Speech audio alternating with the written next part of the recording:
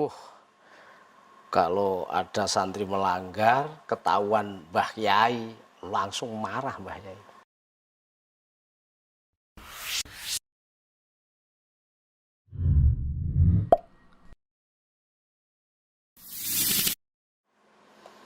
Assalamualaikum warahmatullahi wabarakatuh.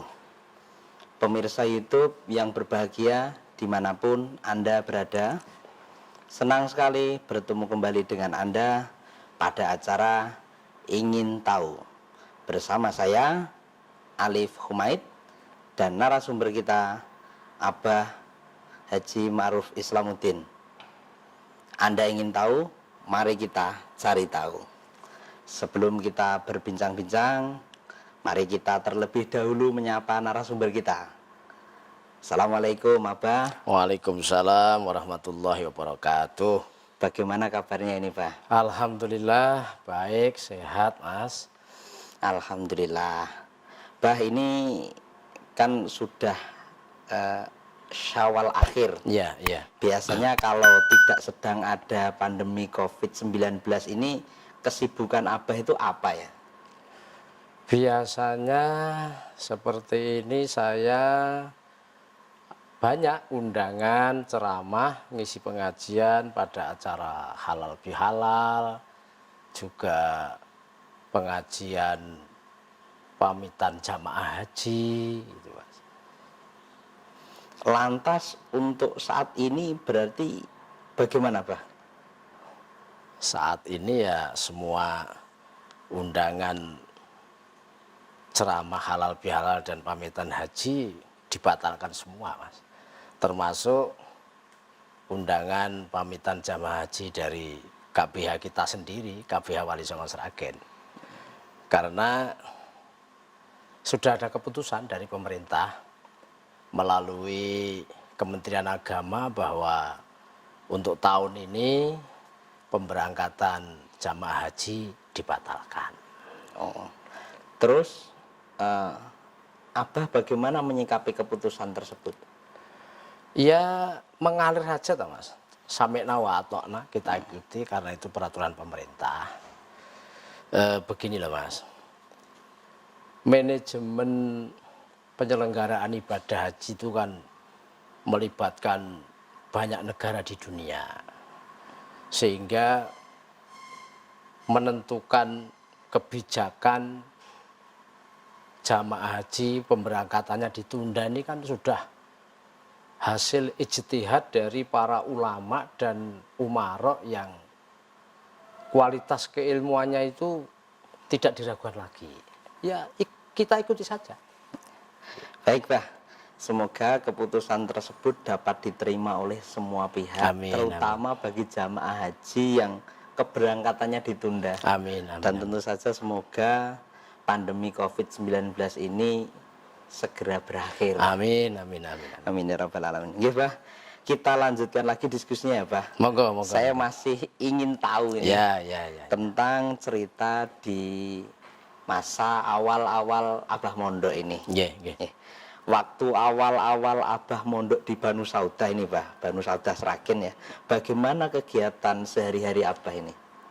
Kegiatan sehari-hari ya mulai sebelum sholat subuh itu sudah nyicil masak Mas. Untuk sarapan nanti. Lah ba'da subuh ngaji Al-Quran sorogan. Setelah itu sarapan terus berangkat sekolah. Pulang sekolah sampai pondokan makan siang terus istirahat sampai asar. Ba'da sholat asar masuk di madrasah diniyah ngaji sore, istilahnya ngaji sore di madrasah diniyah sampai jam 5 sore. Setelah itu masak sore, terus sholat maghrib ya ba'da maghrib biasa rutinan deres Al-Quran, jadi semaan sama teman-temannya itu Mas kan. Kadang-kadang juga menghafal karena besok pagi ba'da subuh di istilahnya disetorke gitu. Sampai isya terus ba'da isya makan malam terus belajar pelajaran pondok, pelajaran sekolah gitu, sampai tidur lagi. Itu kegiatan hariannya. Iya. saya tertarik dengan masak sendiri nih, Pak. Iya, gimana? Waktu itu Abah masak sendiri ya? Iya, iya. Bisa ini Abah? Ya, sebisanya. Bisa, Mas, bisa. Karena memang pada umumnya santri mondok waktu itu masak sendiri. Tapi khusus bagi santri yang puasa Senin dan Kamis, Iya. itu untuk buka puasanya disiapkan di dalam, artinya disediakan oleh Bunyai. Oh, ya. Begitu ya. Ya, Bah, ini terus kalau rangkaian kegiatan pondok, kegiatan harian, rutinitas harian itu di situ Abah itu bagaimana merasakannya ini? Apakah terasa berat atau bagaimana? Ya awalnya sih berat, Mas, tapi lama-kelamaan sih ya biasa-biasa saja. Kalau rasa berat itu terutama pada kegiatan apa, Bah, itu? Kalau kegiatannya sih tidak memberatkan, Mas, ya, artinya tidak berat. Beratnya itu adaptasinya, penyesuaian dirinya itu kan. Sebelum mondok, Mas, di rumah itu kan bebas. Iya. Bebas, artinya nggak ada peraturan yang mengikat itu loh. Pulang sekolah ya bisa main-main, sore bisa sepak bola, kadang juga ada waktu untuk mancing dan sebagainya. Lah di pondok kan terus terikat peraturan, terikat jadwal kegiatan. Jam sekian harus melakukan ini, jam sekian harus melakukan ini, kan begitu. Itu yang maksud saya berat untuk beradaptasinya. Tapi lama-kelamaan biasa. Oh, baik, Bah. Kalau soal peraturan ini, Bah. Ya. Peraturan di pondok yang masih diingat oleh Abah sampai saat ini itu apa, Bah? Yang utama, Mas, yang mungkin ya tidak bisa saya lupakan itu tentang sholat wajib 5 waktu berjamaah. Jadi bagi para santri yang berada di pondok ya, itu diharuskan sholat 5 waktu itu berjamaah. Apa semua bisa menjalankan atau melaksanakan itu, Bah? Ya ada, Mas, 1-2 yang melanggar itu ya pasti ada. Terus kalau ada yang melanggar ini, ya, apakah juga dihukum itu, Bah? Kalau ada santri melanggar, ketahuan Mbah Yai, langsung marah Mbah Yai. Marah, ditimbali. Dikasih hukuman. Ya hukumannya sesuai dengan kebijakan Mbah Yai sendiri. Gitu. Tapi ada hukumannya, ada. Sesuai dengan kebijakan Mbah Yai, itu contohnya kayak gimana, Bah? Ya misalnya santri disuruh ngepel lantai. Kadang juga pernah disuruh nyuci pakaian, pernah disuruh membersihkan kamar mandi. Kadang juga pernah santri itu malah disuruh membaca wiridan. Contoh misalnya, ayo kamu baca sholawat nariyah 100 kali gitu. Iya. Juga pernah kadang-kadang disuruh baca surat ikhlas berapa puluh, berapa ratus gitu. Ya intinya hukuman dari Mbah Yai ini memang bersifat mendidik para santri, Mas. Mendidik. Dan tentu positif ya berarti ya, itu ya, positif. Pak, ya? Terus santri yang dihukum itu bagaimana, Bah? Maksudnya? Sikapnya santri yang dihukum itu apakah marah, ngambek atau gimana saat dihukum maupun setelah dihukum itu, Pak? Setelah dimarahi Mbah Yai tadi, setelah dihukum tadi ya? Iya. Ya mereka menerima dengan biasa-biasa saja karena ya memang berbuat salah, mau apa lagi. Gitu. Ini nggak ada yang marah, ngambek dan lain-lain ya, Pak? Enggak. Terus apakah juga sampai ada yang boyong atau keluar gitu kalau setelah dihukum atau didukani, dimarahi Mbah Yai itu, Pak? Seingat saya kok nggak ada. Nggak ada. Terus selain peraturan itu yang sangat melekat tadi kan seperti itu, Pak, ya. Ada tidak, Bah, peraturan lain yang diingat oleh Abah itu apa begitu yang mendasar juga gitu, apa?